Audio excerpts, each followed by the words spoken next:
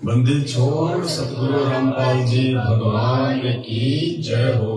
बंदी छोड़ सतगुरु रामपाल जी भगवान की जय हो। बंदी छोड़ सतगुरु रामपाल जी भगवान की जय हो।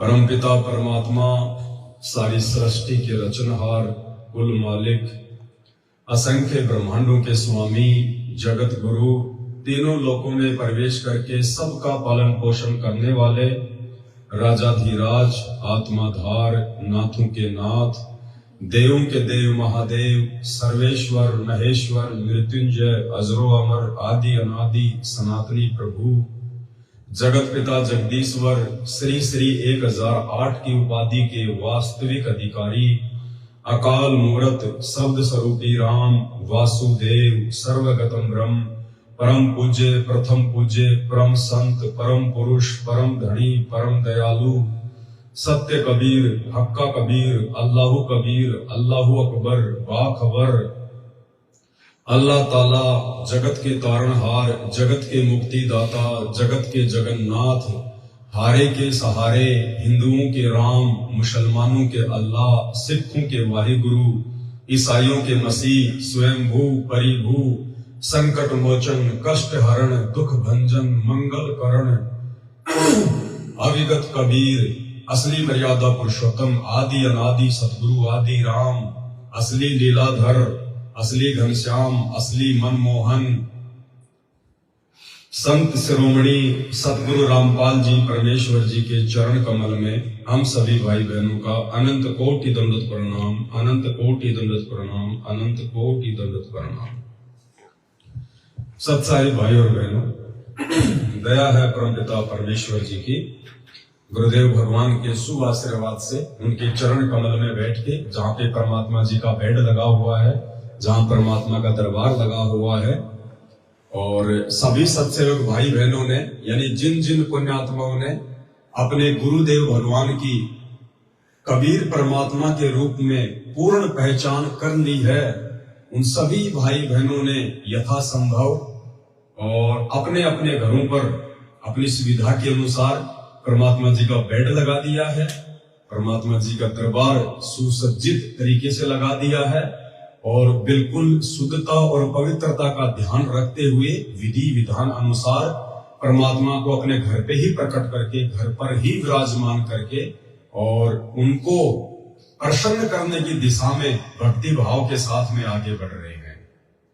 क्योंकि अब आने वाला समय विनाश का समय है, और वैसे भी हमें ना कहीं आने दिया जाएगा, ना कहीं जाने दिया जाएगा। 2020 का वो दिन हम याद करें जब एक अदृश्य छोटा सा कोरोना वायरस धरती पे आया, तो 3 या 4 महीनों के लिए पूरी दुनिया का चक्का जाम हो गया, पूरी दुनिया की अर्थव्यवस्था ठप हो गई, किसी को घर से बाहर नहीं निकलने दिया गया। आड़ोसी पड़ोसी भी आपस में मिलने से डरते थे कि कहीं एक दूसरे के संपर्क में आने से महामारी ना फैल जाए। तो भाई और बहनों, 2020 का समय तो एक ट्रेलर का समय था, पिक्चर तो अभी बाकी है। 2028 से पहले पहले क्या क्या भयंकर विनाशकारी परिस्थितियां स्थितियां पैदा होंगी, प्रकट होंगी, हम सोच भी नहीं सकते भविष्यवाणियों के अनुसार। और वर्तमान समय को देखते हुए जिस प्रकार से वैश्विक स्तर पे युद्ध की स्थितियां बन रही है, पूरा विश्व 2 खेमों में बढ़ता जा रहा है, कई देश युद्ध की आग के अंदर जो है वो कूद पड़े हैं, वैमनस्यता, शत्रुता इतनी बढ़ चुकी है कि जो परमाणु बम, जो हाइड्रोजन बम, जो मिसाइलें जो बनाई गई है, अब उनके उपयोग का समय आ रहा है।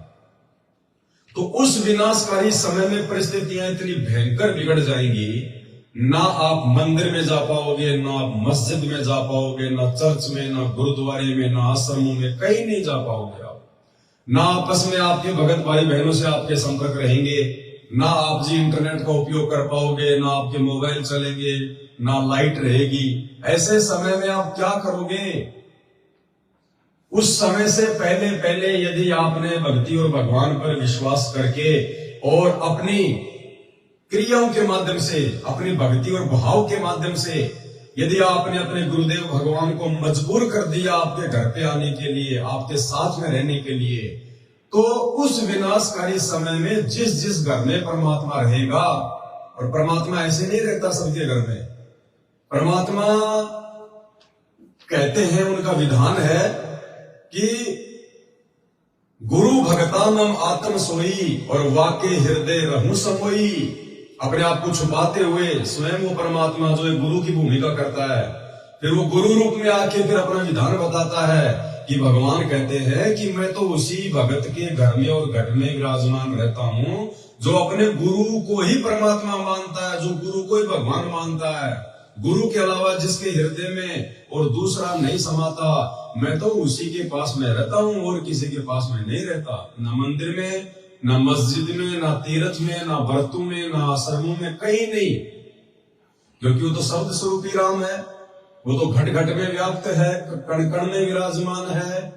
तो भाई और बहनों, अब वो समय आ गया है कि हम अपने भगवान को कस्तूरी वाले उस मूर्ख हिरण की तरह किसी आश्रम में, किसी मंदिर में, किसी मस्जिद में या किसी अन्य जगह पे देखकर अपनी अज्ञानता का परिचय देने के बजाय अब उस शब्द स्वरूपी राम को, जो उन्होंने हमें भक्ति दे दी, मर्यादा दे दी, जिस वचन पर चलने के लिए हमें जो है उन्होंने प्रेरित कर दिया, आदेशित कर दिया, हम उन सभी क्रियाओं को, पांचों यज्ञों को सही प्रकार से निभाकर अपने गुरुदेव को इतना जो है वो प्रसन्न करें, राजी करें कि ये एक नुक्ता बन जाए। और कहते हैं नुक्ते ऊपर रिझेगा रे कोटि कर्म जल जा तुम्हारे। तो मजबूरन परमेश्वर को आपके घर पे आके बैठना पड़ेगा, क्योंकि उनका विधान है कि भगत के वश में है भगवान, भगत के वश में है भगवान। लेकिन वो उसी भगत के वश में होता है जो वास्तव में गुरु का असली भगत होता है, जो गुरु के प्रति अन्य किसी में परमात्मा नहीं देखता, भगवान नहीं देखता, जो गुरु के अलावा अन्य किसी को अपना समर्पण नहीं करता, गुरु के अलावा अन्य किसी को दंडवत नहीं करता, जिसके मन मंदिर में अपने गुरुदेव की मूर्ति समाई रहती है, छाई रहती है। ऐसे मर्यादित भक्तों के साथ में परमात्मा साईं की तरह रहता है। जो बच्चा गऊ की नजर में, यूं साईं को संत भक्तों के पीछे फिरे वो भगत वत्सल भगवंत।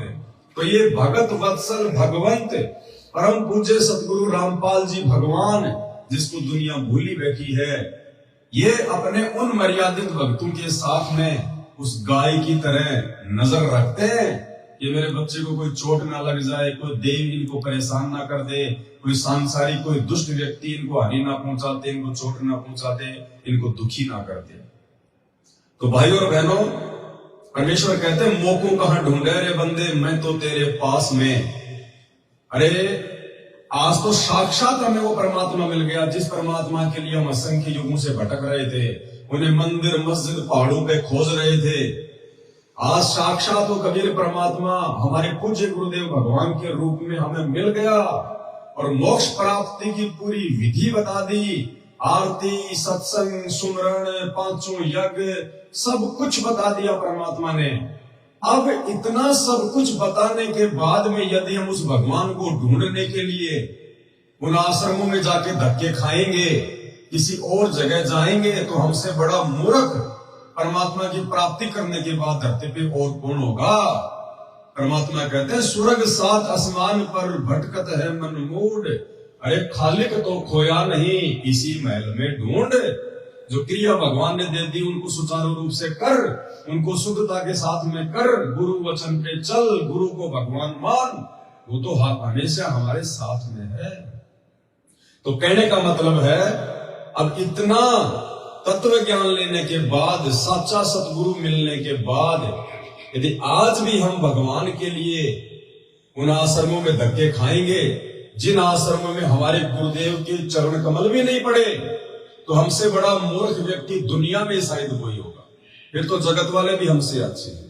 तो कहने का मतलब है अब 2028 का जो विनाशकारी समय चल रहा है, आने वाले 2-4 वर्षों में जो तांडव मचने वाला है, जिसकी शुरुआत हो चुकी है, उस समय यदि आप अपना बचाव चाहते हो, अपने परिवार का बचाव चाहते हो, तो भाई और बहनों, आपने अपने गुरुजी को अपने नजदीक लेके आना पड़ेगा। आपने ऐसे वो कर्म करने पड़ेंगी, वो क्रियाएं करनी पड़ेंगी, आपने वो नुक्ते जो है वो करने पड़ेंगे, जिससे मजबूरन आपका गुरु, आपका सतगुरु आपके घर में आके बैठ जाए, आपका रक्षा जो है वो कवच बन के आ जाए। और वो कैसे होगा, उसके लिए परमात्मा ने हमें ये भक्ति विधि बता दी, सारी बातें बता दी। अब हमने कहीं भ्रमने भटकने की जरूरत नहीं है, बस अपनी जो क्रियाएं हैं उनको चेंज करने की जरूरत है। भक्ति विधान के अनुसार हमने जो है चलने की आवश्यकता है। तो भाइयों और बहनों, अभी जैसे कुछ दिन पहले दास के छोटे भगत को परमात्मा ने जो है सौपन के माध्यम से कुछ बताया था, और उसने देखा कि जहां जहां सत्सेवकों के घर है, जहां जहां सत्सेवकों के मकान है, जहां वो रहते हैं, उसके 1 किलोमीटर दूर के एरिया में तांडव मच रहा है, भयंकर तरीके से विनाश हो रहा है। कहीं बाढ़ आ रही है, कहीं भूकंप आ रहा है, कहीं कुछ हो रहा है। यानी जहां जहां परमपिता परमेश्वर सतगुरु रामपाल जी भगवान के सत्सेवक बच्चे हैं, और खाली नाम धराने से कोई सत्सेवक नहीं हो जाता, ध्यान रखना भाई। जैसे परमात्मा कहते हैं कि भाई दासा तन नेड़े नहीं, नेड़े मानी नजदीक, कि दासा तन नेड़े नहीं और नाम धरावे दास, और पानी के पिए बिना भाई कैसे बुझेगी प्यास। तो खाली सत्सेवक नाम रखवाने से परमात्मा ये ना सोचना कि उसकी रक्षा करेंगे, उसके साथ में रहेंगे, नहीं। सत्य सेवक का मतलब होता है सच्चा भगत। और सच्चा भगत कौन होगा? सच्चा भगत वो होगा जो सबसे पहली कंडीशन है कि अपने गुरु को ही अपना बाप मानेगा। वो हाथ अपना रख दे सिर पर जिसने मान गुरु को बाप लिया। तो उस विनाशकारी समय में यदि हमने बचना है, तो अब हमने भगवान को अपने और अपने घर के अलावा किसी और जगह नहीं देखना, नहीं ढूंढना। और जब हम अपने घर में अपने गुरु जी को विराजमान कर लेंगे, जब हमें विश्वास हो जाएगा कि परमात्मा मेरे साथ में है, मेरे घर पे है, तो भाई और बहनों, जब परमात्मा साथ में भी है, घर पे भी है, तो भाई और बहनों फिर परमात्मा आराम भी करेगा, परमात्मा भोजन भी करेगा, परमात्मा बैठेगा भी, परमात्मा नहाएगा भी, सारे काम करेंगे परमात्मा। तो अब हमने परमात्मा के लिए, क्योंकि देखो हमें जो भी कुछ दे रखा हो, किसने दे रखा है?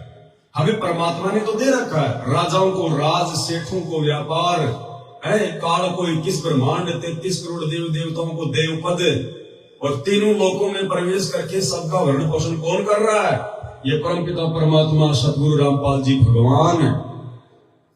तो जब हमने घर में अपने भगवान को प्रकट कर लिया, विराजमान कर लिया, तो भाई और बहनों हमने फिर परमात्मा के साथ में परमात्मा की तरह व्यवहार करना पड़ेगा। फिर फॉर्मेलिटी नहीं चलेगी कि आपने एक छोटा सा जगह पे दरबार बना दिया और उसी में दिया जला दिया है।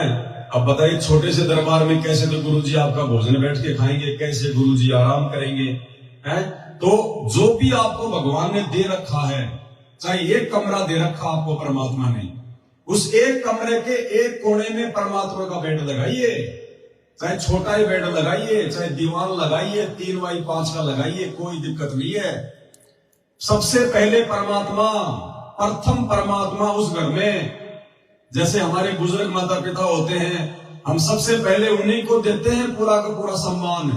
घर में खाना बनता है, सबसे पहले अपने माँ बाप को खिलाते हैं, उनकी सेवा करते हैं, उनके पास में बैठेंगे, मन की बात करेंगे, हर प्रकार से उनका ध्यान रखेंगे, नहाने का, खाने का, पीने का, सर्दी गर्मी के वस्त्रों का, चप्पल जूतों का, हर चीज का हम ध्यान रखते कि नहीं रखते?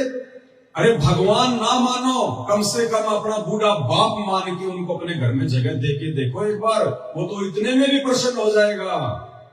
अभी 2-3 दिन पहले गुजरात के मेहसाणा में सात संगति थी, और उस सात संगति से 10-15 दिन पहले ही परमात्मा ने दास को निमित्त बना के संगत में संदेशा भिजवा दिया था कि भाई और बहनों 8 साल हो चुकी है, 27 साल से तो भगवान ने समझाने में कोई कमी नहीं छोड़ी, और फिर भी कुछ कमी रह गई यदि हम नहीं समझ पाए, क्योंकि परमात्मा के सत्संग तो बहुत गहरे हैं, गूढ़ ज्ञान युक्त हैं। तो परमात्मा ने उनका सरलीकरण करवा के, उनको सरल करवा के और साध संगति के माध्यम से छोटी छोटी बातें भगत समाज तक वीडियो बना के पहुंचा दी। यानी हर चीज से परमात्मा ने हमारे को परिचित करवा दिया। और दास ने कहा था कि भाई अब आगे दास तो कहीं साध संगति में जाएगा नहीं, क्योंकि दास का मकसद कोई अपना स्वार्थ नहीं है, कोई सेना जोड़ने का नहीं है, कोई भगत इकट्ठे करने का नहीं है। दास का मकसद केवल इतना था कि परमात्मा ने दास को निमित्त बना के दास को आदेशित किया।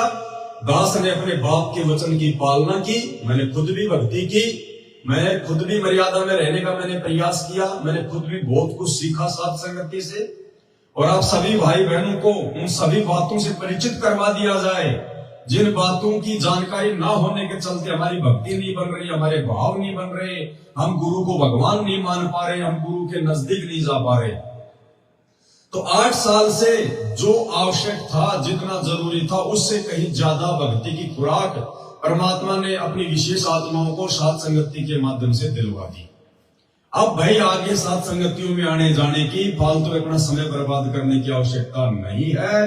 अब यदि आवश्यकता है तो आने वाले विनाशकारी समय को और अपने आत्म कल्याण को देखते हुए जो हमने भगवान से सीखा है, जो हमने साध संगति से सीखा है, अब उसके ऊपर अमल करके हमने ज्यादा से ज्यादा भक्ति करके अपने आप को शुद्ध करके जो है पवित्र करके मर्यादाओं में रह के हमें गुरुदेव को प्रसन्न करना है। ऐसा नहीं है कि जब हम साध संगति में जाते थे तो भगवान साध संगति में आएगा। भगवान तो हर जगह सर्वत्र है परमात्मा, लेकिन हमें उसको पकड़ने की सही प्रकार से वो क्रियाएं, वो विधि भी मालूम थी कि परमात्मा जो है वो प्रसन्न कैसे हो। देखो भक्ति तो सभी कर रहे हैं, भक्ति तो जो मर्यादा जिन्होंने तोड़ रखी है उन आश्रमों में जा जाके राजनीतियां कर करके वो भी बेचारे भक्ति में लगे हुए हैं, और भक्ति आप और हम भी कर रहे हैं। लेकिन परमात्मा क्या कह रहे हैं, तू ये ना सोचना कि तू तेरी भक्ति से पार हो जाएगा। गुरुदेव कहते हैं तेरे जैसे लाखों लाखों साल माला फेर के चले गए गधे की योनि में घूम रहे हैं।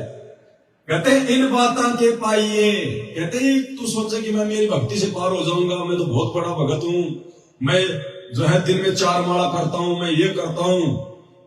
तो परमात्मा कहते हैं इन बातों के पाइए कर सतगुरु नजर निहाल।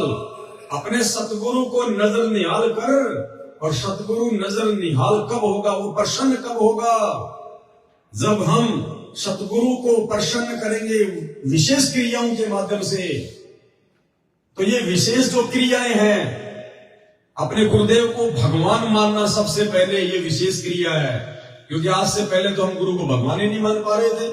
गुरु जी को तो खाली हम कबीर जी का चेला, कबीर जी का दास, कबीर जी का हंस, कबीर जी का भेजा हुआ, उनका अवतार, उनका प्रतिनिधि, यानी बहुत छोटा मान रहे थे। हम अपने गुरुदेव भगवान को दाढ़ी मूंछ वाली कबीर जी की फोटो के चरणों में बैठा रखे थे। कहां मान रहे थे हम गुरु को भगवान। अगर गुरु को भगवान मानते तो दाढ़ी मूंछ वाली फोटो के सिर पे बैठाते। परमात्मा कहते हैं सतगुरु तिलक अजप्पा माला। सतगुरु तिलक यानी जो तिलक होता है वो यहां लगाया जाता है माथे पे सबसे ऊपर, यानी सतगुरु को सबसे प्रथम रखना चाहिए। पूजनीय होता है सतगुरु, सतगुरु से बढ़ के दूसरा कोई पूजनीय नहीं होता। और तुम लोग तो भाई नामदान केंद्रों पे जा जाके सुबह 5 बजे सत्संग सुनते हो, ये हिसार जेल से लाइव करते हैं गुरु जी। तो तुम सीखा क्या तुमने उन सत्संगों से? अरे उन सत्संगों में सबसे पहले क्या बताया जाता है, गुरु समान नहीं दाता रे जग में, गुरु समान नहीं दाता, गुरु समान नहीं दाता रे जग में, गुरु समान नहीं दाता। सबसे पहले परमात्मा कहते हैं कि गुरु के समान दूसरा कोई दाता यानी भगवान दुनिया में नहीं है, संसार में नहीं है।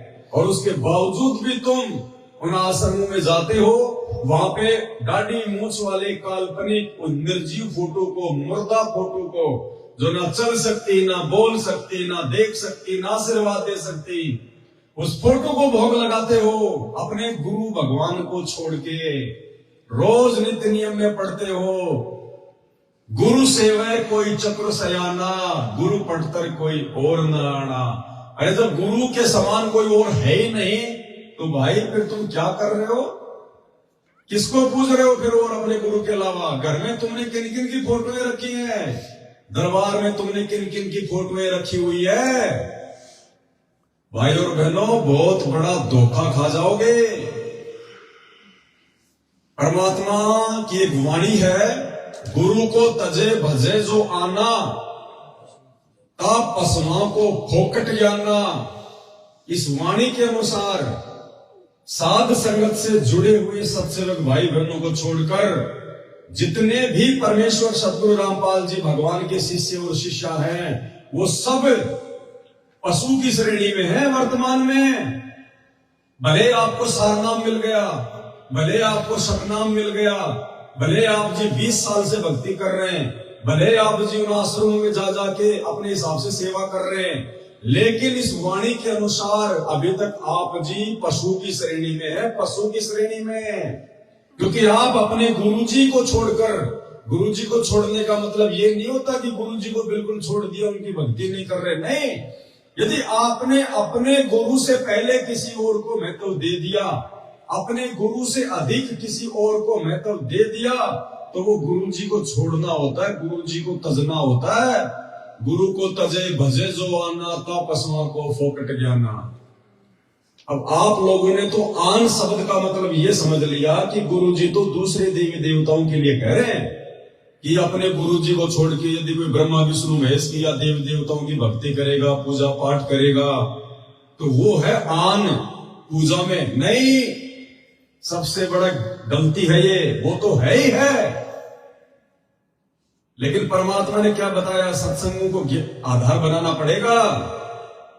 एक 2 मिनट का आपको सत्संग सुनाता हूं जो कमाल के ऊपर किया था परमात्मा ने। 650 साल पहले कमाल नाम का लड़का, जिसको परमात्मा ने मुर्दे से जिंदा किया और आगे चल के फिर वो गुरुद्रोही हो गया, खुद नाम देने लग गया। जैसे आज ये जगह जगह नामदान सेंटर खोल के ये लोग नाम दे रहे हैं, ये कमाल है सबके सब। तो वो खुद नाम देने लग गया और दूसरे जो भगत थे वो उसकी संगति करने लग गए, उसके आश्रम में जाने लग गए। परमात्मा ने बहुत समझाया, नहीं माने, क्योंकि उस समय ज्ञान आधार नहीं था, शिक्षा नहीं थी, हम गुरु को भगवान नहीं मान पा रहे थे। तो परमेश्वर ने क्या कहा फिर? जब वो भगत अपने गुरुजी के अलावा उस कमाल के पास में जाने लग गए, उसके आश्रम में जाने लग गए, उसकी प्रशंसा करने लग गए कि भाई तू तो कमाल ही है, तेरा तो नाम भी कमाल, तेरा तो काम भी कमाल है, और तू तो गुरुजी से भी बहुत अच्छी तरीके से सत्संग करता है, गुरुजी से भी मीठी तेरी आवाज है।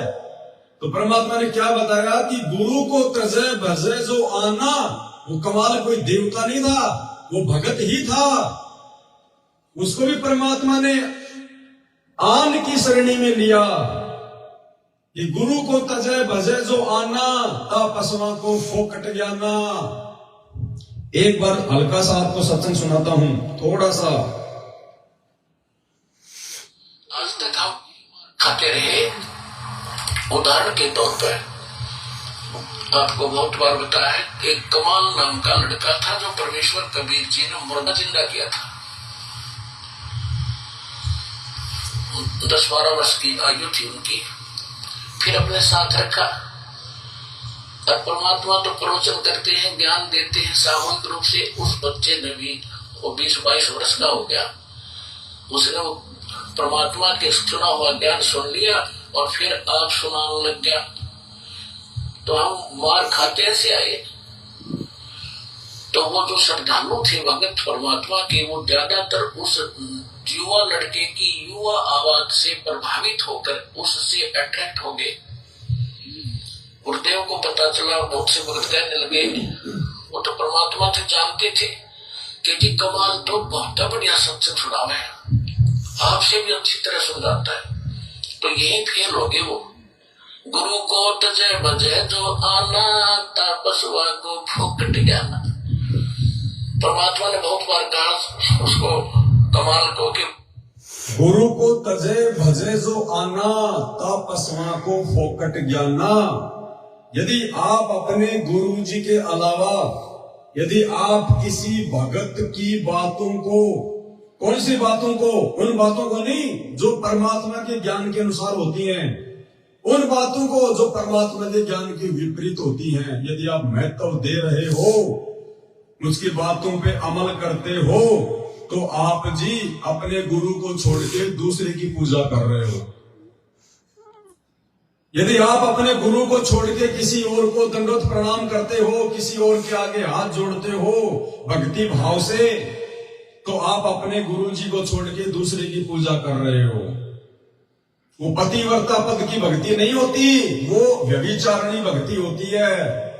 तो अभी तक वर्तमान समय तक 90% संगत जो सतलोक आश्रम मैनेजमेंट हरियाणा और उन फर्जी आश्रमों से जुड़ी हुई है, वो 90% संगत आन उपासना कर रही है। आन उपासना कैसे कर रही है? गुरुदेव हमें क्या कहते हैं सत्संग में कि बच्चों पतिव्रता पद पे आ जाओ। पतिव्रता पद क्या होता है? केवल एक पति, एक परमेश्वर, और दूसरा धरती पे कोई नहीं, चाहे भगवान भी उतर के क्यों ना आ जाए। मेरा गुरु ही मेरा परमात्मा है, मेरा गुरु ही मेरा परमेश्वर है, इसके अलावा और कोई नहीं। और आप क्या कर रहे हो भाई बहनों? क्या कर रहे हो? कभी विचार किया आपने? अपने दरबार को देखा आपने कभी ध्यान से? आपने अपने दरबार में कौन सी फोटो लगा रखी है? जब आप नाम दीक्षा लेके आते हैं, आपको कौन सी फोटो दी जाती है? एक वो फोटो दी जाती है जिसमें बीच में सतगुरु रामपाल जी भगवान बैठे होते हैं, ऊपर वाले कॉर्नर में दाढ़ी मूंछ वाले कबीर जी बैठे हैं, इधर वाली साइड में आदरणीय गरीबदास जी बैठे हैं, नीचे की साइड में स्वामी रामदेवानंद जी बैठे हैं, और इधर की साइड में पंडित चित्तानंद जी बैठे हैं। यानी आपने 5-5 जो है खसम कर रखे, 5-5 खसम। अरे 650 साल पहले तो गुरु जी के अलावा खाली कमाल को ही दंडवत करते थे, और आज कमाल के अलावा 4-4 को कर रहे हैं। तो ये पतिव्रता पद की भक्ति है क्या? कौन है वो बाकी? वो बाकी कौन है जिनको आप अपने दरबार में उनकी फोटो रख के आप उनके आगे दीपक जला रहे हो? अरे दीपक किसके आगे जलाया जाता है? अपने भगवान के, अपने गुरुदेव भगवान के। उस दरबार में तुम उन सभी फोटो के आगे दंडवत प्रणाम करते हो। दंडवत प्रणाम किसको किया जाता है? ज्ञान गंगा नियम नंबर 17 को पढ़ देना। गुरुदेव कह रहे हैं केवल अपने गुरुदेव को दंडवत किया जाता है। बाकी जो फोटोएं हैं, चाहे गरीबदास जी की हो, चाहे चिदानंद जी की हो, चाहे कबीर जी की हो, उनको केवल प्रणाम करना है, प्रणाम, दंडवत नहीं करना। तुम क्या करते हो? अपनी दरबार में उस फोटो को रख के सबको दंडवत कर रहे हो, सबकी पूजा कर रहे हो, सबके आगे हाथ जोड़ के आरती कर रहे हो। तो ये क्या है? काल ऐसे ठगता है सूक्ष्म रूप में। गुरु को तजे भजे जवाना, तापस्वा को फोकट ज्ञाना। ये पतिव्रता पद की भक्ति नहीं है। और क्या बताया हमें परमात्मा ने धर्मदास जी के माध्यम से? भक्ति दान मोहे दीजियो, देवन के देवा हो। भक्ति दान मोहे दीजियो, देवन के देवा हो। जन्म पाया भूलो नहीं, करहूं पद सेवा हो।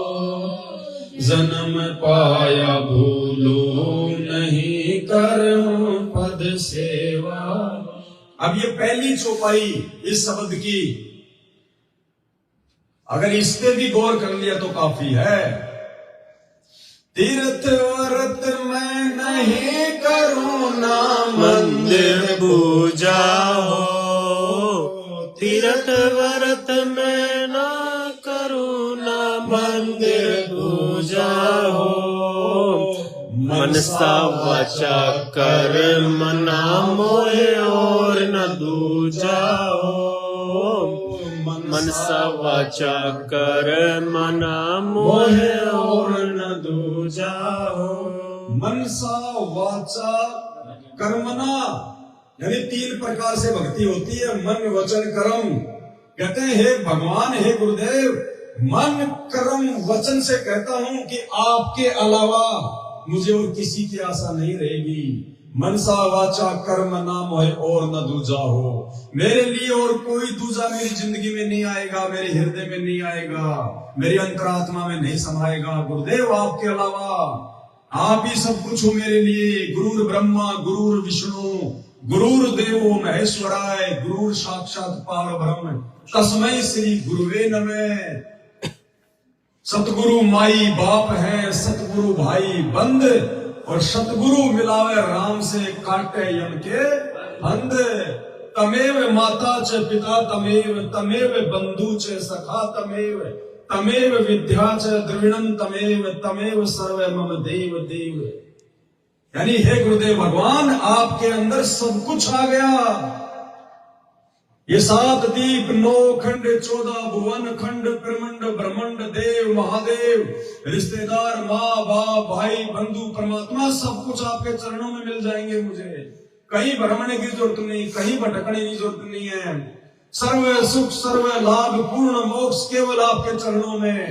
68 तीर्थ सब कुछ आपके चरणों में, आपको कुछ करने की जरूरत नहीं। यानी एक ही फॉर्मूला है पूर्ण मोक्ष प्राप्ति करने का, और कोई फॉर्मूला नहीं है संसार में। और वो फॉर्मूला है अपने गुरुदेव के चरणों में अपनी नजरें टिका के भूल जाओ पूरी दुनिया को, भूल जाओ सबको। हमारी हर इच्छा, हर डिमांड, हर पूर्ति, हर प्रार्थना, हर विनती, सब कुछ हमारे गुरु जी से होनी चाहिए। हमारी आस्था, लगन, विश्वास, समर्पण सब कुछ अपने गुरु जी में होना चाहिए। गुरु जी के अलावा कोई नहीं। चाहे कोई लाख भगवान धरती पे उतर के आ जाए, हाथ जोड़ दो, भाई साहब चाय पानी पीनी है तो बता दो, नहीं तो जाओ, आपके लिए कोई जगह नहीं है। ये मूल मंत्र है। इसलिए भाई और बहनों, अभी आप लोगों के घर में और घट में परमात्मा नहीं है। क्यों? क्योंकि आप अभी उस वाणी के अनुसार बहुत दूर हैं। गुरु को तजे भजे जो आना, तापसुआ को फोकट ज्ञाना। अभी तो आप अपने घर में 5-5 को पूज रहे हो। अभी आप भगत नहीं, अभी आप द्रौपदी हो। द्रौपदी जिसके 5-5 पति थे, अभी आप लोग द्रौपदी की श्रेणी में हो, भगवान की श्रेणी में नहीं हो। इतना अनमोल ज्ञान, इतना गूढ़ ज्ञान दे दिया गुरुदेव भगवान ने। तो अब भाइयों और बहनों, हमने सर्वप्रथम अपने घर में और अपने घट में केवल अपने गुरुदेव भगवान को ही जगह देनी है। उसके बाद हम उनके चरणों में सोएंगे। आप देख रहे हैं परमात्मा जी का बेड लगा हुआ है, एक स्पेशल कमरा। मैं तो किराए पे रहता हूं, मेरा तो अपना भी नहीं है, लेकिन उस किराए के कमरे में भी सबसे पहले एक कमरा भगवान का स्पेशल। और उसके बाद में हम लोग बेड पे नहीं सोते, हम लोग अपने गुरुदेव भगवान के चरणों में लौट लगाते हैं, उनके चरणों में सोते हैं, उनसे नीचे सोते हैं। आनंद सतगुरु रामपाल जी भगवान की। आनंद ही नहीं आएगा आपको बेड पे सोने का जब आप अपने गुरुदेव के लिए बेड लगा दोगे। आपको बेड से कहीं ज्यादा आनंद गुरुदेव के चरणों में सोने में आएगा। एक आत्मिक अनुभूति आपको मिलेगी, वो सुख मिलेगा जो सुख आप जी 50 लाख का बेड लाकर भी अनुभव नहीं कर सकते। वो सुख जब आप अपने घर में गुरुदेव का विधिवत बेड लगा दोगे, उनका दरबार लगा दोगे, उसके बाद जो आनंद आपको नसीब होगा वो नहीं होगा। अरे कोई बड़ी बात नहीं, घर में बूढ़े माँ बाप होते हैं, उनके लिए भी तो हम लोग चारपाई की व्यवस्था करते हैं, उनके लिए भी तो हम खाने की व्यवस्था करते हैं, ओढ़ने पहनने की व्यवस्था करते हैं। अपने बूढ़े माँ बाप समझ के अपने गुरु जी के लिए एक बेड लगा दो, इतने में भी परमात्मा छप्पर फाड़ दिया कर देगा। और दूसरा, वो गुजरात वाली सात संगति जो 4-5 दिन पहले थी, तो गुजरात के ही धर्मपुर से एक सत्सेवक भाई, उनकी भक्तमती और 5-7 भगत उनके साथ में वो सात संगति में गए हुए थे। और दास ने उससे पहले ही 10-15 दिन पहले सभी भाई बहनों को मैसेज वगैरह डाल दिए थे कि भाई अब कहीं भ्रमने भटकने की जरूरत नहीं है। घटी ही में गंगा, घटी ही में जमुना, घटी ही में सतगुरु रामपाल जी जगदीश। अब कहीं भ्रमणे की जरूरत नहीं है, अब भगवान तुम्हारे घर पे आएगा। तो वो नहीं ध्यान दे पाए और वो गुजरात की सात संगति में वो चले गए। अब देखो भाई और बहनों, जिनको परमात्मा ने काल के जाल से निकालना होगा, जिनके अंदर भक्ति और श्रद्धा जो है वो पैदा करनी होगी, अपनी विशेष आत्माओं को परमात्मा किसी न किसी माध्यम से जगाता है। कहते हैं ना, शरण पड़े को गुरु संभाले, जान के बालक भोला रे, कहे कबीर तुम चरण चित राखो, जो सुई में डोरा रे। तो अपनी भोली आत्माओं को, अपनी अच्छी आत्माओं को, गुरु को भगवान मानने वाली आत्माओं को परमात्मा सोल छल छिद्र करके उनको सही रास्ते पे लेके आता है, उनको पतिव्रता पद पे लेके आता है। तो वहां पे भोग की आरती से पहले संध्या आरती चल रही थी। जैसे संध्या आरती आदि हुई, उस बहन को पीछे से आवाज लगाई परमात्मा सदगुरु रामपाल जी भगवान ने। एक बार तो उसने ध्यान नहीं दिया, दोबारा फिर उसको परमात्मा ने पुकारा, फिर उसने पीछे मुड़ के देखा तो पूज्य गुरुदेव भगवान सदगुरु रामपाल जी खड़े गेट पे। वो बहन एकदम से थोड़ा सा सहम गई कि भाई ये क्या। तो परमात्मा ने कहा कि भाई तू यहां 2 दिन से क्या कर रही है? मैं 2 दिन से भूखा हूं, तू यहां क्या कर रही है? तो बहन समझ नहीं पाई कि गुरु जी क्या कह रहे हैं ये बात कि मैं 2 दिन से भूखा हूं, तू यहां क्या कर रही है। बाद में बहन को समझ में आई, परमात्मा ने उसको चेतना दी कि नालायक, एक तो तू घर पे बेड लगा के मेरे को रोज घर पे भोग लगाती है, ये सोचकर कि गुरुजी बैठे हैं, गुरुजी भोजन कर रहे हैं, उनका बचा कुछ हम खाएंगे, अब हमने भटकने की जरूरत नहीं है, गुरुजी तो हमारे घर पे भी है, गुरुजी अनंत कोटि कलाओं के स्वामी हैं, गुरुजी अनंत रूप बना सकते हैं, अपने हर एक भगत के पास में गुरुजी जा सकते हैं, आ सकते हैं, प्रकट हो सकते हैं। एक तरफ तो तू मुझे अपने घर पे प्रकट करके रोज मेरे को जो है मतलब आदत डाल दी, क्योंकि कहते हैं भगत के बस में है भगवान। अगर हम भगवान के लिए भोग बना रहे हैं और सबसे पहले भगवान को लगाएंगे तो भगवान को आना पड़ेगा। अरे ये तो मन की गति से भी तेज चलता है, एक बिजली सेकंडों में कहां से कहां पहुंच जाती है। और भगवान तो कहते हैं गोता मारो स्वर्ग में, जो बैठू पाताल, और गरीब दास ढूंढता परूं अपने हीरे मोती, और पहुंचूंगा क्षण एक में जन अपने के। तो भगवान तो अगर सतलोक में भी बैठा है तो एक क्षण में आ जाएगा आपका भोग प्रसाद लेने के लिए, एक क्षण में। तो गुरुदेव ने उसको समझाया आंतरिक रूप से कि भाई एक तरफ तो तू अपने घर पे ये सोचकर मुझे भोग लगा रही है सुबह शाम कि गुरुजी भोग प्रसाद लेने के लिए आएंगे, गुरुजी आएंगे, और दूसरी तरफ तू कहां भोग लगाने के लिए गई है? इसका मतलब क्या है? क्या तुझे विश्वास नहीं है कि गुरुजी तेरे घर पे नहीं आएंगे? तू अपने उसी गुरु को भोग लगाने के लिए 400 किलोमीटर दूर जा रही है, नालायक, कुछ तो विचार कर। इसका मतलब तुझे विश्वास नहीं है, खाली फॉर्मेलिटी में भोग लगा रही है। अब मेरे को तूने आदत डाल दी और तू वहां जाके बैठ गई, मैं 2 दिन से तेरे घर पे बैठा हूं भूखा प्यासा। उसी समय वो बहन, मोबाइल भी छूट गया उसके हाथ से, कांप गई। उसी समय संध्या आरती के बीच में अपने भगत को लेके, और 2-4 भगत साथ में थे, उन सबको उसने बताया भाई ये बात है, और गुरुजी खड़े, मुझे गुरुजी ये कह रहे हैं। उसी समय 7-8 भगत अपना थैला उठा के और संध्या आरती बीच में छोड़ के वापस चल दिए। गुरु के आदेश की अवहेलना नहीं, क्योंकि गुरु के रूप में कोई दूसरा नहीं आ सकता, किसी की औकात नहीं, इस काल की औकात नहीं है। सतगुरु रामपाल जी भगवान। उसी समय बहन तुरंत अपना झोला झाला उठा के अपने भगत जी के साथ में और 5-7 भगत तुरंत वहां से खिसक लिए। सुबह बहन अपने घर पे पहुंची। अब देखना कैसे परमात्मा विश्वास दिलाते हैं कि वो मैं ही था, कोई और नहीं था। दूसरे दिन बहन अपने घर पे पहुंची, नहाई धोई, परमात्मा के लिए भोग बनाया, परमात्मा को छोटी भोग की आरती के साथ में हलवे रामकार भोजन का भोग लगाया। भोग लगाने के बाद में लास्ट में हम लोग विनती का अंग पढ़ते हैं। हम विनती करते जी गुरु जी थारे आगे साहिब थारे। तो पूरा परिवार परमात्मा की विनती कर रहा था सामने भोग प्रसाद रख के, और अभी तक बहन ने बेड नहीं लगाया क्योंकि वो किराए के मकान में रहती है। दूसरा मकान वो देख रहे हैं जिसमें थोड़ी जगह ज्यादा हो, तो उन्होंने टेबल पे ही परमात्मा का जो है मतलब भोग प्रसाद वगैरह अपना दरबार जो है वो लगा रखा है। तो जैसे ही बहन विनती काम कर रही थी तो परमात्मा वैसे ही सामने बहन को दिखाई दिए दरबार में, वैसे ही। और परमात्मा जैसे कोई इंसान खाना वाना खा के ढंग से छिपके और फिर पेट पे हाथ मसालता है यूं, तो परम पूज्य सतगुरु रामपाल जी भगवान ने खाना वाना खा के भोग प्रसाद लेके जब विनती कर रहे थे तो ऐसे डकार मार के और यूं जैसे पेट भर गया गुरु जी का, बिल्कुल छिप गए गुरु जी, और यूं पेट पे हाथ मसल के यूं आशीर्वाद दे रहे उनको, सबको आशीर्वाद दिया। बहन को साक्षात परमात्मा दिखाई दिए, आशीर्वाद दे रहे सबको। और उसके बाद बहन ने बताया कि आशीर्वाद देने के बाद में, भोजन भंडारा करने के बाद में, जैसे वो टेबल रखी हुई थी ऐसे, तो उसने बताया कि गुरुजी टेबल पे यूं हाथ रख के सो गए। सतगुरु रामपाल जी भगवान। तो बहन ने कहा कि भगत जी परमात्मा ने आशीर्वाद दिया, वो भी समझ में आ गया, पेट मसल रहे वो भी समझ में आ गया कि मालिक जो है भोजन भंडारा करके जो है वो तृप्त हो गए। लेकिन वो यूं टेबल पे हाथ रख के सो रहे थे, उसका क्या मतलब है?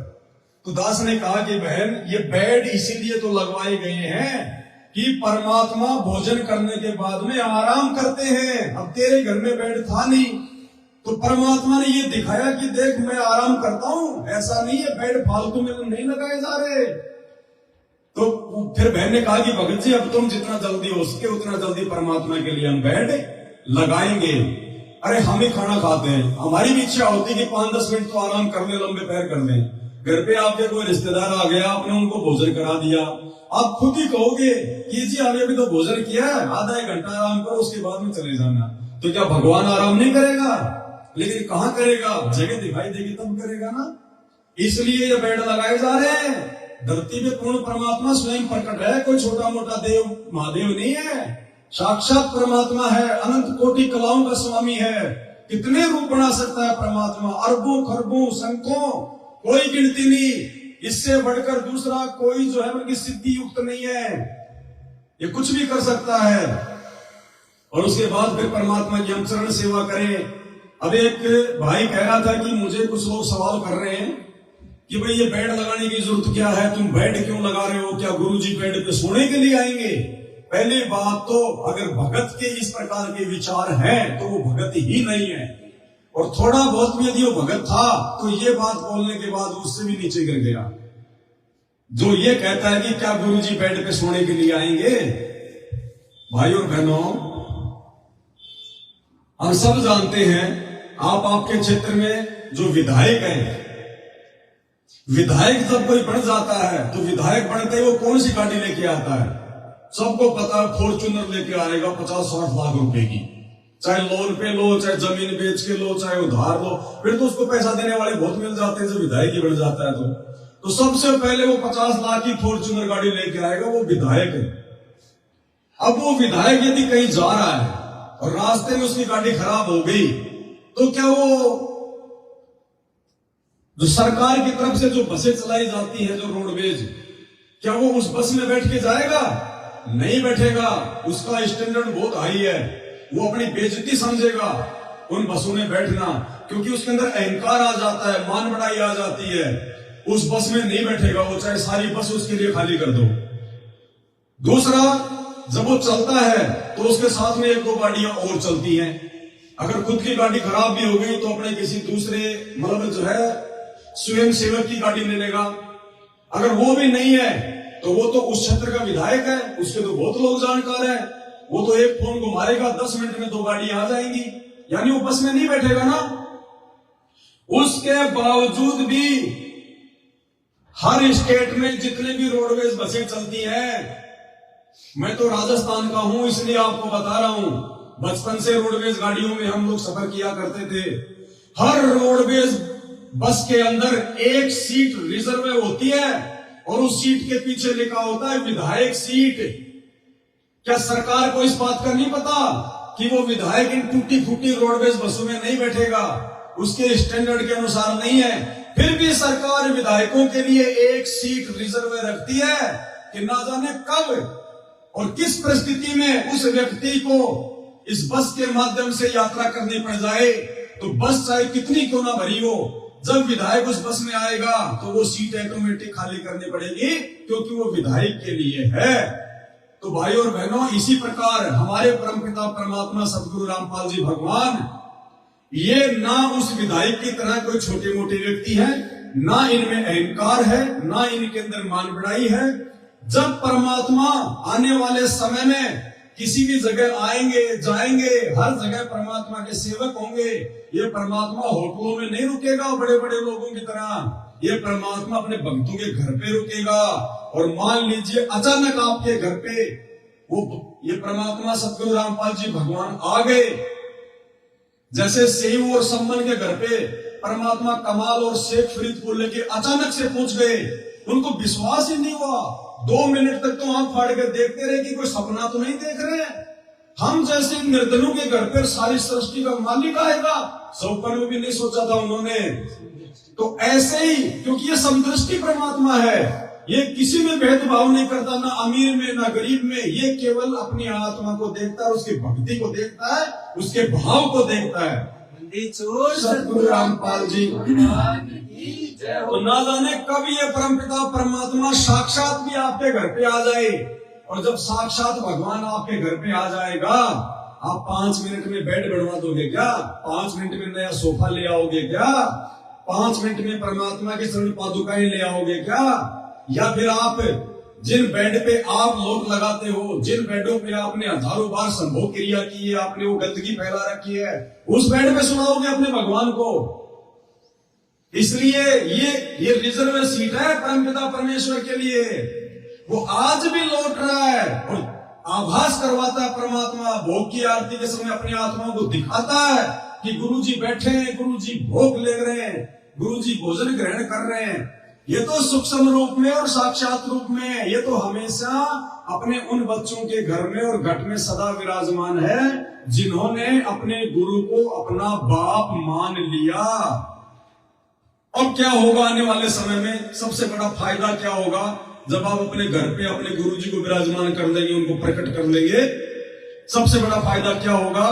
दास के छोटे भगत को, दीपक दास को परमात्मा ने स्वप्न में दिखाया, लाइव भी आपको जो है वीडियो बना के बताया था कि सत्सेवकों के घरों के 1 किलोमीटर के दूर दूर के एरिया में भयंकर तांडव मच रहा है, भयंकर त्राई त्राई मच रही है। सत्सेवकों का घर का 1 किलोमीटर का एरिया छोड़ के, अब वो 1 किलोमीटर का एरिया सुरक्षित रहेगा कैसे? जब आप अपने गुरु जी को अपने घर पे प्रकट कर लोगे। और जिस जगह संत रामपाल जी बैठा होगा, काल की औकात नहीं है कि उस एरिया के आसपास भी वो कोई विनाश फैला दे, वो कोई तांडव मचा दे। तो ये परमात्मा ने पहले ही दिखा दिया स्वप्न के माध्यम से, और इसीलिए ये प्रोसीजर सेट हो रही है, क्योंकि आने वाले विनाशकारी समय में बचाव उन्हीं भक्तों का होगा जो भगत पूर्णतया मर्यादा में होंगे, जो पतिव्रता पद के ऊपर होंगे, जो भगवान को पहचान चुके होंगे, जो प्रत्येक नियम और मर्यादा में रह के विधि विधान अनुसार उनकी भक्ति करेंगे। अन्यथा धरती पे बचाव का दूसरा रास्ता नहीं है। ठीक है, जिनके पिछले संस्कार मजबूत हैं भाई वो तो बचेंगे, वो चाहे जगत वाले हो चाहे भगत हो, चाहे आप नाम भी तोड़ दो, चाहे आप गुरु जी को गालियां भी दो, चाहे आप गुरुद्रोही हो जाओ, चाहे आप गुरु विमुख हो जाओ। कहते राम किसी को मारे नहीं, मारे तो हत्यारा राम, अपने आप ही मर जाएंगे कर कर खोटे काम। लेकिन इस जन्म में नहीं मरे, मान लो हमारे अच्छे संस्कार है, कोई भक्ति है, या वर्तमान की हमारी अच्छी भक्ति हो गई, और आज हम गुरु जी को भगवान मान नहीं रहे, गुरु जी को हम उस दृष्टि से देख नहीं रहे, गुरु जी के रहते सहते हम कबीर जी का भी प्रकट दिवस मना रहे हैं, उस फोटो को भी दरबार में लगा रहे हैं। अरे स्वामी राम देवानंद जी कौन है? भगवान है क्या या भगत है? अरे स्वामी राम देवानंद जी महाराज तो एक भगत है, भगत की फोटो भी आपने दरबार में लगा रखी है। शर्म करो कुछ। भगत के आगे भी आप जी दीपक जला रहे हो, भगत के आगे भी आप दंडोत कर रहे हो। क्या कर रहे हो? भक्ति हो रही है? क्या हो रही है? ये वैश्या भक्ति है, ये व्यभिचारणी भक्ति है, अव्यभिचारणी भक्ति नहीं है। गुरु जी ने क्या बताया? जो पतिव्रता स्त्री होती है वो अपने पर्स में केवल अपने पति का फोटो रखती है। तो आत्मा एक है तो उसका पति भी एक ही है। अब वो पति चाहे तुम दाढ़ी मूंछ वाली फोटो को मान लो या ज्ञान आधार से अपने गुरुदेव भगवान को मान लो, रखना एक कोई है।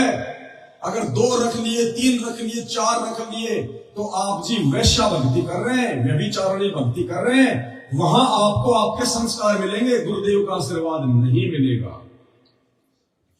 तो की जय हो। और जब हम नाम दीक्षा लेते हैं गुरुदेव भगवान से, तो क्या कहते हैं परमात्मा कि आपके घर में अन्य साधु संतों की फोटो नहीं होनी चाहिए।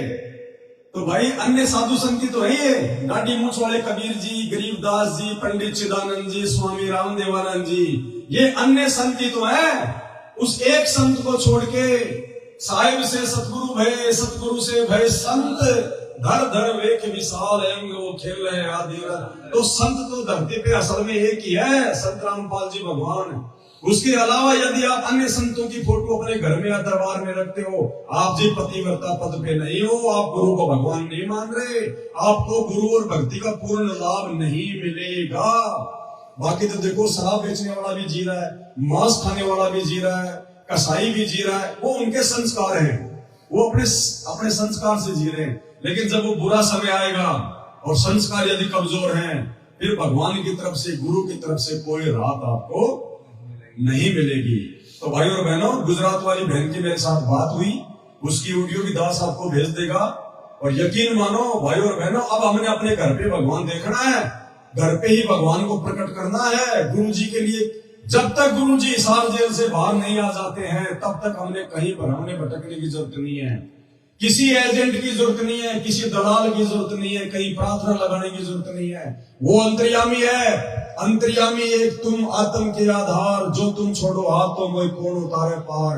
इस भगवान सतगुरु रामपाल जी से अपनी मन की बात करनी है, कोई प्रार्थना लगानी है, तो ये घर पे आपने बेड लगा लिया, आधा घंटे भगवान की सेवा करो, चरण सेवा, और मालिक से प्रार्थना करो आधे घंटे। तुम दूसरे एजेंटों के पास फोन करते हो ना आश्रमों में, भगत जी मेरी प्रार्थना, मेरी प्रार्थना। अरे भगवान और भगत के बीच में, गुरु और शिष्य के बीच में, आत्मा और परमात्मा के बीच में यदि आपका सही कनेक्शन है, आप सही भक्ति कर रहे हो, तो आपको किसी एजेंट की जरूरत नहीं पड़नी चाहिए। मालिक आत्मा की पुकार सुनेगा। जब प्रहलाद भगत के ऊपर आपत्ति आई, उसने हृदय से प्रार्थना की थी अपने भगवान को, उसने कोई एजेंट खड़ा नहीं किया बीच में। जब मीराबाई ने जहर का प्याला किया, तो किसी दलाल के माध्यम से कोई चिट्ठी नहीं भेजी थी परमात्मा को कि मैं आपके नाम पे जहर पी रही हूं। और कटीरी पक्षी महाभारत के उसमें युद्ध में उसने हृदय से पुकार की थी कि परमात्मा मेरे अंडों की रक्षा करो। वो तो जानती भी नहीं थी कौन भगवान है, लेकिन आत्मा से पुकार की तो परमात्मा ने सुनी और इंद्र के हाथी का घंटा तोड़ के महाभारत के युद्ध में अंडों के ऊपर डाला। सारी सेना मर गई, लेकिन वो परमात्मा ने टकीरी के बच्चों की रक्षा करी। अरे आज भी तो वही भगवान है साक्षात धरती पे। और सबसे बड़ा सौभाग्य, ना मीरा उस समय उनकी शरण में थी, ना वो प्रहलाद उनकी शरण में था, ना वो टटीरी उनकी शरण में थी। उसके बावजूद परमात्मा ने जब सच्चे हृदय से पुकार करी, आत्मा से पुकार करी, तो उनकी रक्षा की। आज तो साक्षात वो भगवान हमारे सतगुरु के रूप में धरती पे प्रकट है, और हम तो विधि विधान अनुसार उनकी भक्ति कर रहे हैं। आज तो परमात्मा मालिक कहते, मेरे पर की पावड़ी वाके तन को चाम, सपने में बहराई कहे जे कोई कहिए राम, वाक्य पक्की पावड़ी मेरे तन को। गुरुदेव कहते हैं, यदि मुझे कोई सच्चे दिल से याद कर लेगा, मुझे भगवान मान लेगा, तो कहते हैं मैं उसके ऊपर इतना प्रसन्न हो जाता हूं, मेरे शरीर की खाल उतार के उसके पैरों की जो जूतियां बना दूं मैं। भाई और बहनों, इतना अच्छा भगवान, इतना समर्थ भगवान, इतना दयालु भगवान, और साक्षात भक्ति विधि दे दी। उसके बाद हम उस भगवान को, गुरुदेव को ढूंढने के लिए कहां कहां धक्के खा रहे हैं। हम दुनिया के मजदूर बने हुए हैं, उन आश्रमों में जा जाके फालतू में पत्थरों में पैसा बर्बाद कर रहे हैं। ये समय दीवारें खींचने का नहीं, ये समय आश्रम बनाने का नहीं। अरे पूरा संसार आश्रम है भगवान का, घर घर आश्रम बना दिए भगवान ने। उन आश्रमों में जाके सीमेंट की बोरियां उठा के अपना समय बर्बाद मत करो, मर्यादा मत तोड़ो। ये समय भक्ति करके मर्यादा निभा के आने वाले विनाशकारी समय से पहले अपने बचाव का, और पूर्ण परमात्मा को पूर्ण रूप से प्रसन्न करके और अपनी आत्मा को उद्धार करवाने का है। मजदूर मत बनो किसी के, मजदूर बनो अपने भगवान के। भगवान की सेवा करो, बेड लगाओ, दरबार लगाओ, सुबह शाम भगवान की जो है चरणों की सेवा करो, भगवान को भोग लगाओ, अपने मन की बात अपने भगवान के साथ बैठ के उनके चरण दबाते हुए करो। जैसे हम सत्सेवकों की सुन रहा है, 8 साल से किसी का बाल तक बाका नहीं हुआ, और तुमसे ऊपर जा रहे हैं हर दिन भक्ति में, हर दिन भक्ति भाव में तुमसे ऊपर जा रहे हैं। क्यों? क्योंकि हमने अपने गुरु को ही भगवान मान लिया। और जो अपने गुरु को भगवान मान लेता है तो गुरु जी को मजबूरन उस घर में आना पड़ेगा, उस भगत के साथ में रहना पड़ेगा। जब आप जी पतिव्रता पद पे आ जाओगे तो गुरुदेव कहते हैं पतिव्रता जमीन पर ज्यों ज्यों धर है पाव, समृत झाड़ू देत है ना कांटा लग जाए। इन आश्रमों में आते जाते समय सैकड़ों लोग मरते हैं इनके समागमों में। 12 लोग महाराष्ट्र से 2 बसें भर के आई, राजस्थान के नागौर में हिसार तारीखों पे जाते समय उन बसों का एक्सीडेंट हुआ, 12 भगत एक दिन में मर गए। उन आश्रमों में धनाना आश्रम में काम चल रहा, 3 भगत मिट्टी की ट्रॉली के नीचे दब के मर गए। आते जाते समय कितने लोग मरते हैं एक्सीडेंट में, कहां भगवान का आशीर्वाद है। अरे हिसार जेल से ऑडियो आ रही है, क्या कह रहे हैं गुरु जी, अभी 7 नंबर का ऑडियो सुनना, उसका लास्ट में क्या कह रहे हैं कि पुण्यात्माओं तुम्हें वो नाम दे दिया, वो मंत्र दे दिया, तुम्हें काल भी नहीं छू सकता। और क्या कर रहा है वो काल, तुम्हारी चोटी पकड़ पकड़ के ले जा रहा है, चोटी पकड़ पकड़ के, क्योंकि नाम का जाप तो तुम कर रहे हो, लेकिन तुम्हें मर्यादा में गुरु जी का परिवार नहीं रहने देता, तुम्हें मर्यादाओं में नहीं रहने देता। और मर्यादा नहीं है तो भक्ति नहीं है, जब प्रेज नहीं है तो इलाज भी सक्सेस नहीं होगा। तो भाई और बहनों, आप धोखा ना खाओ, भगवान घर पे है, घट में है, विधि विधान अनुसार परमात्मा का बेड लगाओ। और जो भाई बहन अपने घर पे बेड नहीं लगा पा रहे, उनकी मजबूरी है, घर में अकेले उपदेशी है या जगह नहीं है, उसका पति विरोध में है, तो कोई बात नहीं, इसमें मन छोटा करने की जरूरत नहीं है। सुबह शाम जैसा भी एकांत में घर के एक कोने में शांति से एक तकिया अपने सामने रख के, आंखें बंद करके, और भगवान के उच्चारण कमल समझ के दबाओ, परमात्मा तो उसमें भी प्रसन्न है। और जिसकी व्यवस्था है तो फिर विधि विधान से करो भाई और बहनों। अपने बाप को, हम जमीन पे सोएंगे, अपने बाप को अच्छी से अच्छी जगह पे सुलाएंगे। हम नीचे जो है वो दरी बिछा के सोएंगे, 500 रुपए का जो है गद्दा बिछा के सोएंगे, लेकिन अपने भगवान के लिए हम अपनी औकात से बाहर अच्छे से अच्छा लेके आएंगे। भगवान के चरण पादुका लाओ, विधि विधान से काम होगा फिर सारा। ये सोच के कि मेरा बाप है, बाप सुबह उठेगा तो चप्पल भी पहनेगा, बाप सुबह उठेगा तो बाथरूम में भी जाएगा, बाथरूम में बाप को जो है टॉवेल भी चाहिए, बाप को साबुन तेल ब्रश भी चाहिए, बाप को सब कुछ चाहिए, उसको कपड़े भी चाहिए रोज उसको पहनने के लिए।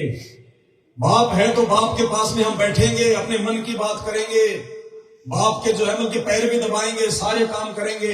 अरे गुरु ना समझो, भगवान ना समझे, बाप समझ के भी रिहर्सल शुरू तो करो, परमात्मा भंडारे भर देगा।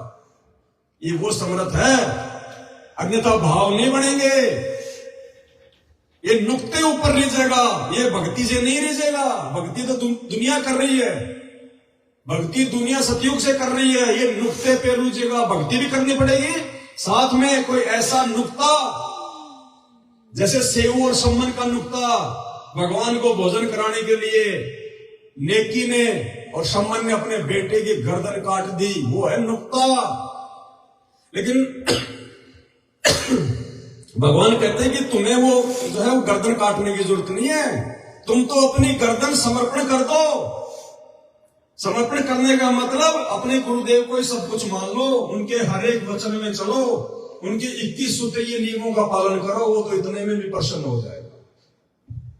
तो भाई और बहनों, अब हमने गलती नहीं करनी, और अब परमपिता परमेश्वर जी की महिमा में सभी भाई बहन मिलकर एक शब्द गाते हैं, उसके बाद आज का लाइव समाप्त करेंगे।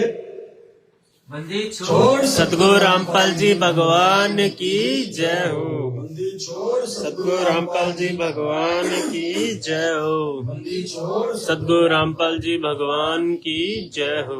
जो दुनिया रचने वाले हैं वो गुरु जी दाना वाले हैं, जो दुनिया रचने वाले हैं दाना वाले, जो भगतों के रखवाले हैं वो गुरु जी दाना वाले हैं, जो भगतों के रखवाले दाना वाले हैं, जो 2 लाख बालद लाए थे काशी में संत जिमाए थे, जो 9 लाख बालद लाए थे काशी में, जो के सब बन कर आए थे वो गुरु जी धनाना वाले हैं। जो के सब बन कर आए थे वो गुरु जी धनाना वाले हैं। जो दुनिया रचने वाले हैं वो गुरु जी धनाना वाले हैं। जो भक्तों के रखवाले हैं वो गुरु जी धना वाले।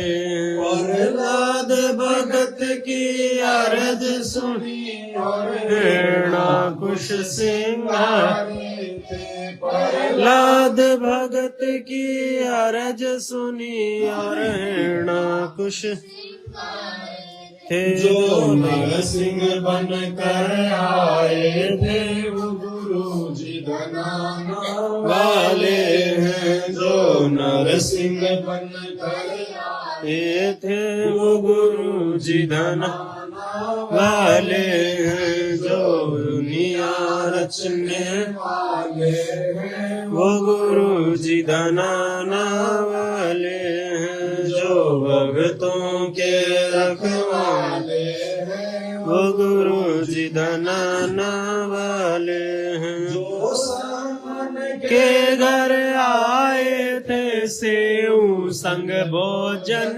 पाए। जो सामन के घर आए थे सेऊ संग भोजन पाए। जो नरक पर शीस चढ़ाए थे वो गुरु जी धनाना वाले हैं। जो धड़ पर शीस वो गुरु जी धनाना वाले हैं। जो दुनिया रचने वाले हैं वो गुरु जी धनाना वाले। जो धड़तों के रखवाले हैं वो गुरु जी धनाना वाले हैं। जो नरसिंह जी के आए थे ज्योति का भात भराए थे। जो नरसिंह जी के आए थे ज्योति का भात भराए थे। जो कृष्ण बन कर आए थे वो गुरु जी धनाना वाले। जो कृष्ण बन कर आए थे धनाना वाले हैं। जो दुनिया रचने वाले हैं वो गुरु जी धनाना वाले हैं। जो दुर्तों के रखवाले वो गुरु जी धनाना वाले हैं। जो साधु बन कर आए थे और बीज का भोजन पाए थे। जो साधु बन कर आए और बीज का भोजन पाए। जो धन का खेत निप जाए थे वो गुरु जी धनाना वाले हैं। जो धना का खेत निप जाए थे वो गुरु जी धनाना वाले हैं। जो दुनिया रचने वाले हैं वो गुरु जी धनाना वाले हैं। जो भक्तों के रखवाले हैं वो गुरु जी वाले हैं। जो सतयुग में भी आए थे और मनु को वेद पढ़ाए थे। जो सतयुग में भी आए थे और मनु को वेद पढ़ाए थे। जो ब्रह्मदेव कहलाए थे वाले हैं। जो वामदेव कहलाए थे वो गुरु जी धनाना वाले। जो दुनिया रचने वाले हैं वो गुरु जी धनाना वाले हैं। जो भक्तों के रखवाले हैं वो वाले हैं। जो त्रेता युग में आए थे नूर नील के गुरु कहाए थे। जो त्रेता युग में आए थे नल नील के काए थे। जो कि उनसे तू बन पाए थे वो गुरु जी धनाना वाले हैं। जो राम से तू बन वाए थे वो गुरु जी धनाना वाले हैं। जो दुनिया या रचने वाले हैं वो गुरु जी धनाना वाले हैं। जो भक्तों के रखवाले वो गुरु जी धनाना जो द्वापर में भी आए थे पांडवों का संग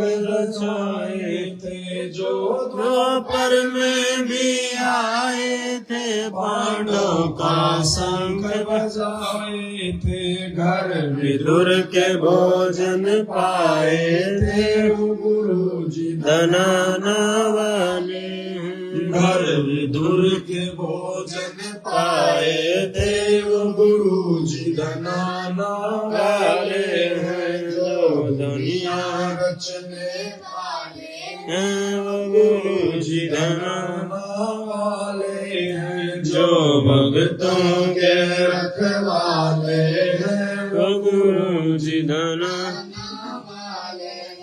जो लहर तारा में आए थे जुल्हा के पूत कहाए थे। जो लहर तारा में आए थे जुल्हा के पूत कहाए। मगर में खेल रचाए थे वो गुरु जी धनाना वाले हैं। मगहर में खेल रचाए ये थे वो गुरु जी धनाना वाले हैं। जो दुनिया रचने वाले ले हैं वो गुरु जी धनाना वाले हैं। जो दुनिया के रखवाले हैं वो गुरु जी धनाना वाले हैं। जो ग्रंथ को रचने आए थे बलराम की गौ चराए थे। जो ग्रंथ को रचने आए थे बलराम की गौ चराए थे।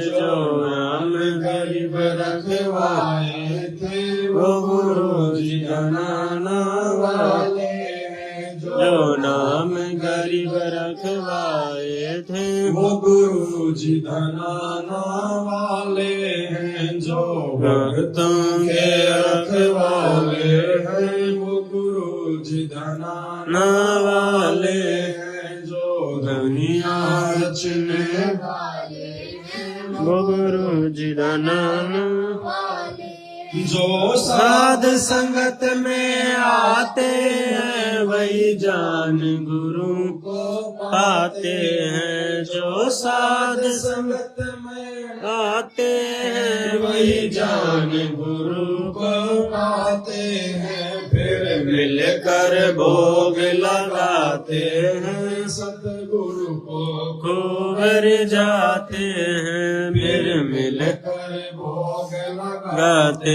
हैं सतगुरु को खूब हैं। जो दुनिया रचने वाले हैं वो गुरु जी धनाना वाले हैं। जो भक्तों के रखवाले वो गुरु जी धनाना वाले हैं। जो घट घट रमने वाले हैं वो गुरु जी धनाना वाले हैं। जो कण कण बसने वाले हैं वो गुरु जी धनाना वाले हैं। जो घट कण बसने वाले हैं वो गुरु जी धनाना वाले हैं।